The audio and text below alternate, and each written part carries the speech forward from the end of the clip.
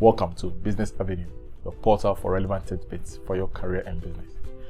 And I want to take this opportunity to wish you a happy new year and to say a very big thank you for all the time, the subscription, the shares, the prayers that you have offered to this channel so far. And I want to say God replenish every bit of your actions in a million and a trillion fold.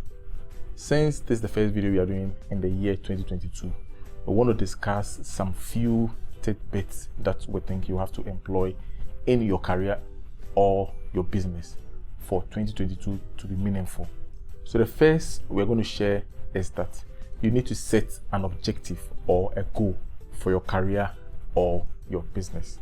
Okay, so it can be to further your studies if it's a career. It can be to learn a new skill.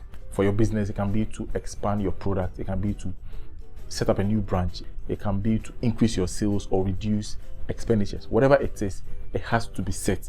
Without an objective, your effort becomes scattered, and at the end of the year, you will not be able to achieve anything meaningful. You will not be able to even measure it.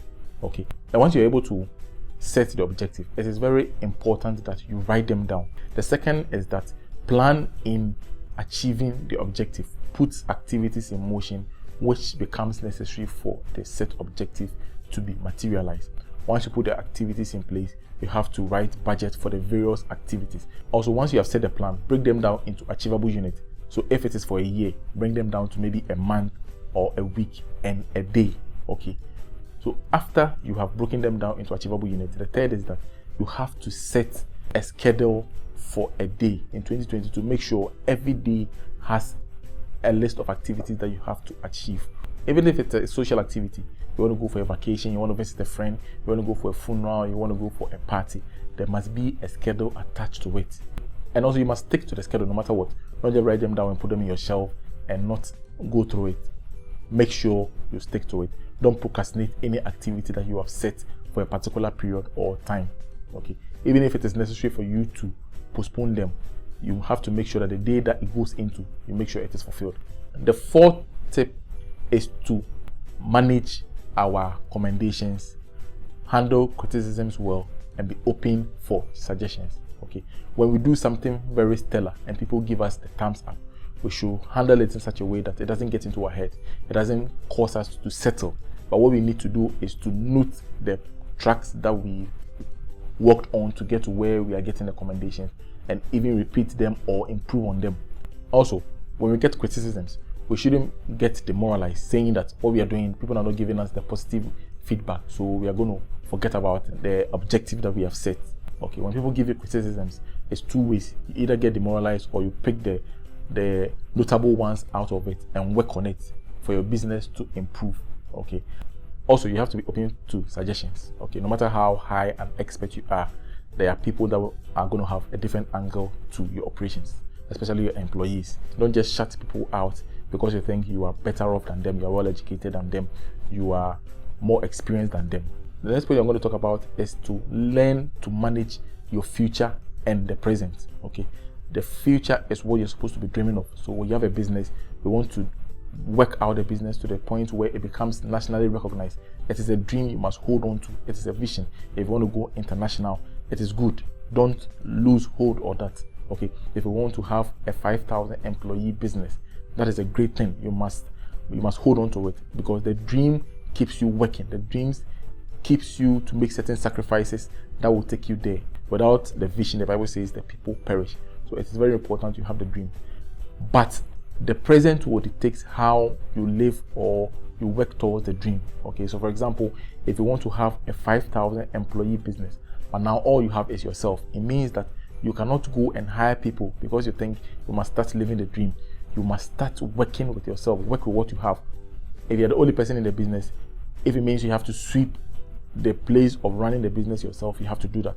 If you have to go to the market and get the materials to come and produce your product, that's exactly what you are supposed to do. If you're running a service, if it means you have to be the cashier, the accountant, the sales and the marketing manager, you have to write the invoices to the client, you have to follow up and get feedback. That is what the present is dictating, and you must live according to that. If you don't do that, you're going to cut yourself short and get into the dream. Also, when you do that, the present gives you some lesson that will help you to be efficient in the future. Because now, if you don't have an employee and you are running every department, you learn the dictates or the dynamics of every department, so that when you become the manager or the managing director, you would understand how it operates and afford you the power to manage them well. The next point we are going to talk about is not to take things on face value in 2022. Okay, everything you come across, you have to be analytical about it. You have to own the decision to take a step. When somebody brings you an investment opportunity, even if the person is somebody you trust very well, you hold in high esteem, you need to dissect the information that he or she is giving to you. You need to do your research and know the factors that is causing him or her to bring that opportunity to you. Whatever he or she is saying, don't let it be because he has said it or she has mentioned it to you. Own the decision. If it means seeking second opinion, you must do that. If it means researching on the internet to find out that it is appropriate, okay, the final decision to invest must come from you. Don't just take things because of the personality that is offering them to you. The next step is that make sure you separate your business and your personal lives. Okay, if you have your spouse in your business, you are working with them. At home, they are your spouse. The relationship is different. When they become your employee, the expectations of them must be met fully. You shouldn't cut them any slack. Okay, the structures in your business must work on them separately from what happens in the house. Don't just say because they are your spouse, you bring the relationship in the house, it will cause the business to fall. Okay, so if it's your son, he is your son in the house. When it comes to the business settings, he is your employee. The job responsibilities outlined to him or her, if it's your daughter, you must make sure they fulfill it to the letter. If they falter, the punishments available must be meted out to them. If they do extremely well, the set reward. Okay, there shouldn't be any preferential treatment to them just because they have a special relationship with you. Okay, also your personal finances must be delineated from that of the business.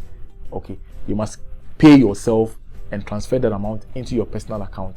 In 2022, make sure you get a separate account for your business, even if it's a sole proprietor, which in the eyes of the law, the owner and the business is the same. You have to treat it in substance separately. So get an account for the business and you have your personal account.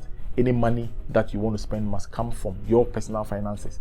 You get paid from your business, transfer it into your account, and you use that. Okay, if you want to take a loan, make sure you record it in the finances and you pay back. The next point is that you must learn not to be bitter in circumstances that we encounter. For example, somebody disappoints you, somebody that you expect to help you or offer a helping hand in your business or your career might turn you down. Don't just say the person is envious of the journey that you are embarking on or is of a bad character. Make sure that you don't become emotional. Try and think things through. For all you know, the person is not in the proper shape to offer the assistance that you are requesting of him or her. It is not every help that will be convenient or is necessary for you at that point in time. You might be asking for financial assistance from the person, but what you really need is somebody to keep pushing you.